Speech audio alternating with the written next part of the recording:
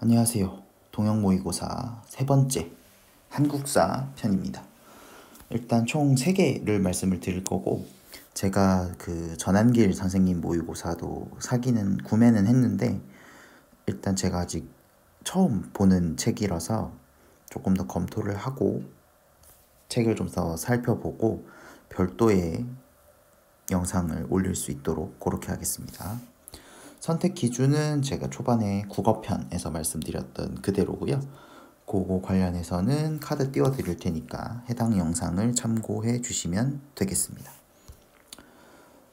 총 3개의 모의고사를 말씀을 드릴 건데, 첫 번째로는 고종훈 선생님 동영 모의고사, 두 번째는 문동균 선생님 동영 모의고사, 세 번째 좀 생소하실 수도 있을 것 같아요. 보통은 요즘 메가랑 공단기에서 수강을 많이 하시니까 방문각에 계시는 노범석 선생님 한국사 모의고사, 이렇게 총 3개를 말씀드릴 수 있도록 하겠습니다.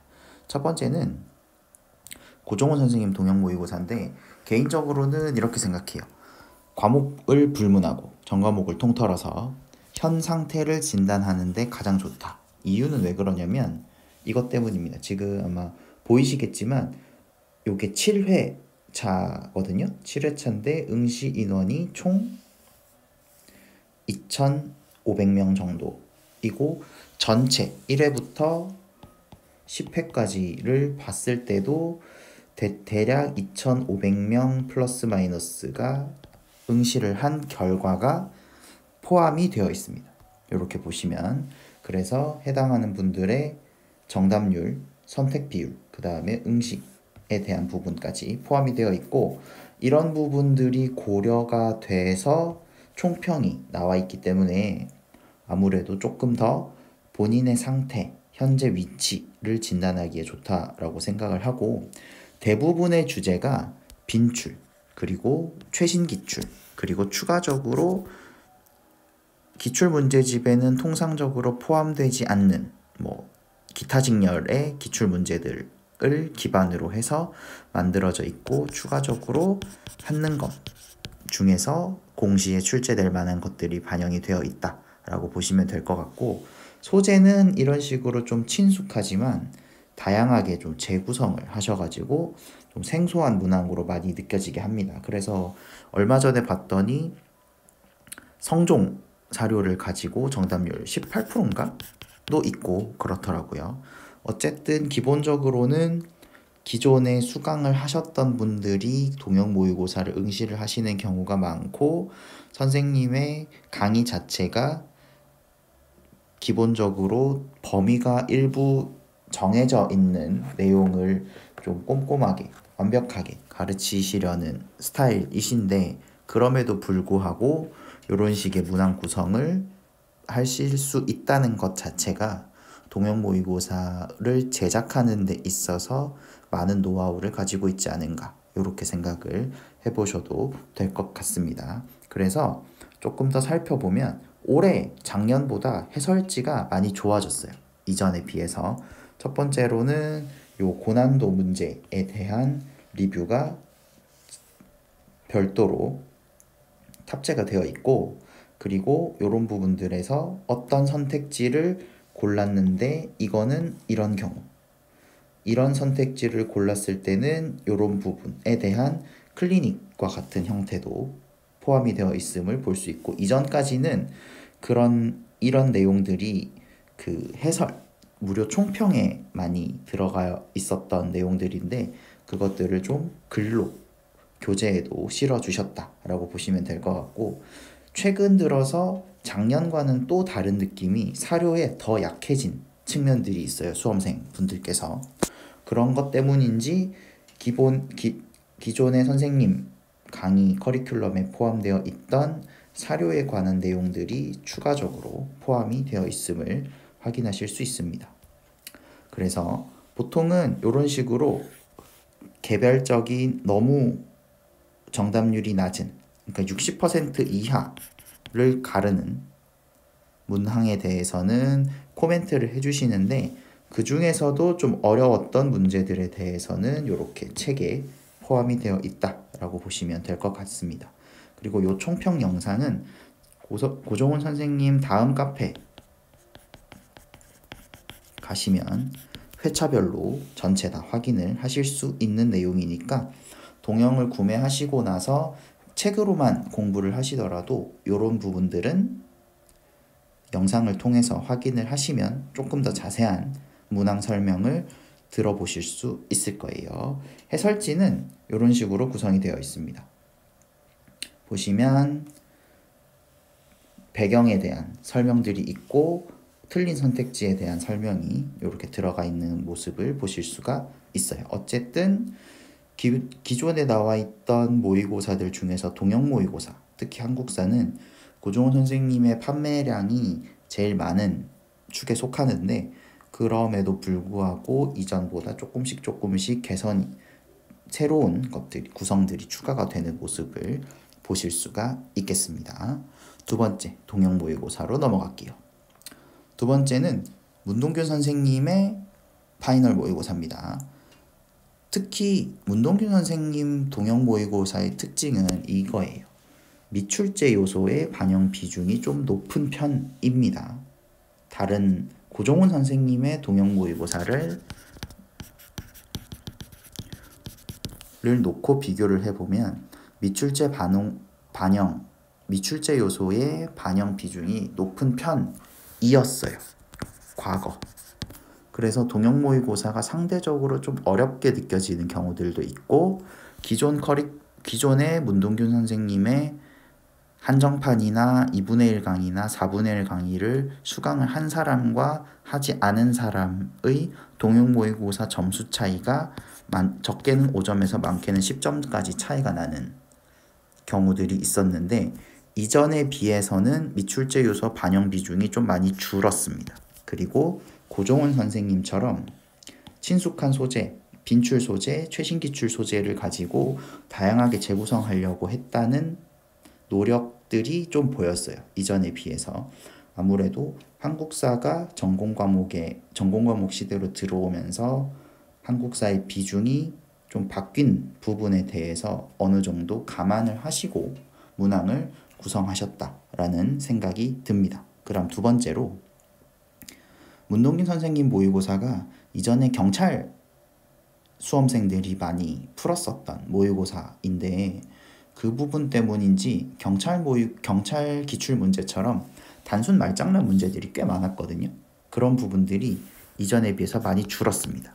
그래서 시대를 판단하고 사건의 선후를 판단한다던가 사료에서 개념을 뽑아낸다는 것처럼 인사혁신처 국가고시센터의 문항 스타일이 많이 반영이 되었기 때문에 문항의 경향성과 관련해서는 고종훈 선생님과 크게 차이는 없다라고 생각해 주시면 될 것 같고 고종훈 선생님과의 차이점이라면 해설 부분인데 이렇게 정답 해설이 별도로 들어가 있어서 해설을 읽기가 조금 더 편하다는 거. 고종훈 선생님 동영 모의고사에도 해설에는 정답 해설이 포함이 되어 있지만 그 부분이 이렇게 하나의 서술단으로 합쳐져 있는 것에 반해서는 조금 더 해설을 읽기가 편하다. 이렇게 생각해 주시면 될 것 같습니다. 그 다음 마지막 세 번째 모의고사 넘어갈게요. 방문각에 있는 노범석 선생님 모의고사인데 난도나 경향성은 문동균 선생님이랑 고종훈 선생님의 사이쯤 된다고 보시면 될 것 같고 기본적으로는 현장 강의 수강생들의 정답률 데이터가 포함이 되어 있습니다. 그래서 일부 고종훈 선생님처럼 1000단위가 넘어가는 형태의 정답률 데이터는 아니지만 어느 정도는 반영이 되어 있다. 그리고 이 책은 제가 처음에 접하게 됐던 계기가 동영 모의고사 스터디를 할 때인데 그때 당시에 저하고 다른 한 분이 고종훈 선생님 강의를 듣고 있었고 그 다음에 문동균 선생님 강의랑 전한길 선생님 강의 이렇게 3명을 듣고 있었는데 그거랑 겹치지 않는 동영을 고르는 과정에서 선택하게 된 게 노범석 선생님 강의였거든요. 교재였거든요. 그래서 뭐 스터디를 하시거나 아니면 내가 이 사람의 강의를 듣고 있기 때문에 동영 모의고사 점수가 잘 나오는 건 아닌지에 대한 의심이 들지만 너무 지엽적이거나 이상한 모의고사를 풀고 싶지는 않을 때, 적절한 모의고사들 중에서 메이저 선생님들의 교재가 아닌 동형 모의고사를 선택하고 싶으시면 추천을 드릴 수 있을 것 같습니다. 해설지가 막 그렇게 자세한 건 아니지만 어느 정도 공부가 되어 있고 동형 모의고사를 풀 수 있는 실력 기반이 되어 있다고 할 때 이 정도 해설은 괜찮으실 거라고 생각을 합니다. 그래서 전체적으로 조금 비교를 해볼게요. 이 둘 모의고사, 제가 지금 말씀드린 세 개의 모의고사는 경향성에 있어서의 차이는 없어요. 문항은 굉장히 다들 잘 뽑아내신다, 이렇게 생각을 해주시면 될 것 같고, 다만 차이점이라고 한다면 문동균 선생님 모의고사는 회당 선지가 하나 내지 두 개는 생소한 게 나올 수 있다, 이런 부분에 대해서는 감안을 하고 보시면 될 것 같고, 노범석 선생님 모의고사도 마찬가지지만 이거랑 비슷한 형태의 경향성을 보이고 있다 라고 말씀을 드릴 수 있을 것 같고, 객관적인 위치를 파악하기 위해서는 파악하고 내가 기출에 대한 학습이 얼마나 잘 되어 있느냐를 보고 싶으시면 고종훈 선생님 모의고사를 선택을 해주시면 될 것 같습니다. 난도 차이는 크게 많지 않은데 올해 보니까 고종훈 선생님 모의고사가 조금 어렵다라는 반응들이 나오기 시작하더라고요. 이전에 전공 과목이 도입되기 전까지는 고종훈 선생님 모의고사가 커뮤니티 상으로는 너무 쉬운 게 아니냐라는 얘기들이 많았었는데 올해는 그런 얘기는 좀 없는 것 같습니다. 그렇게 해서 간단하게 선택 가이드를 조금 드렸고, 개인적으로는 다른 동형 모의고사에서는 제가 우선순위를 두진 않았는데 한국사 같은 경우는 요 2,500명의 데이터 때문에, 그리고 매 회차별로 온라인으로 진행하면서 수강생들의 상황, 응시생들의 상황을 보고 문항 난도를 조절하시거나 하신 측면들이 있거든요. 아마 총평 영상들을 회차별로 쭉 보시면 그렇게 느끼시겠지만, 문항을 다 만들어 두고 확정을 지은 상태에서 온라인을 보는 게 아니고 온라인을 보는 과정에서도 일부 수강생들의 상황, 응시생들의 상황에 따라서 문항 난도를 수정하고 하면서 진행했던 온라인 모의고사를 교재로 발간을 한 거기 때문에 객관적 위치를 파악하고 내 학습 상태를 파악하기에는 가장 좋다라고 생각을 하고, 추가적으로 시험장에서 뭔가 당황스러운 선지를 발견했을 때 대처하는 방법에 대해서 조금 훈련을 하고 싶으시면 문동균 선생님 동형을 보시면 될 것 같습니다. 실제로 뭔가 당황스러운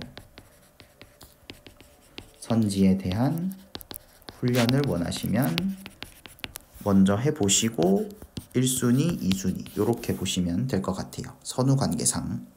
그리고 동형 모의고사를 많이 풀어서 다른 동형을 더 풀고 싶은데 적절하게 경향성이 최근과 잘 들어맞는 모의고사를 보시고 싶으시면 노범석 선생님 모의고사를 보시면 될 것 같습니다.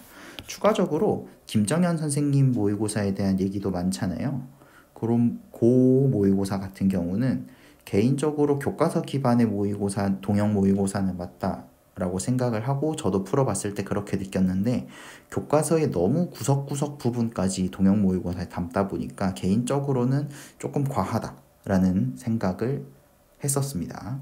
이렇게 세 가지 동형 모의고사를 두고 어떤 식으로 선택을 하면 좋을지에 대해서까지 말씀을 드려보았습니다. 이제 국어 끝났고요. 동형 모의고사 리뷰, 영어도 올라가 있고 그 다음에 한국사까지 올려드렸습니다. 이제 남은 부분이 이렇게 선택 과목하고 전체 전과목 동형에 대한 부분인데, 이 부분은 조금 짧게 끝날 것 같아요. 마지막 영상은 짧게 끝날 것 같고, 영상들이 다 올라가고 나면 영상을 포함해서 블로그에 글로도 올려놓도록 하겠습니다. 오늘도 시청해 주셔서 감사하고요.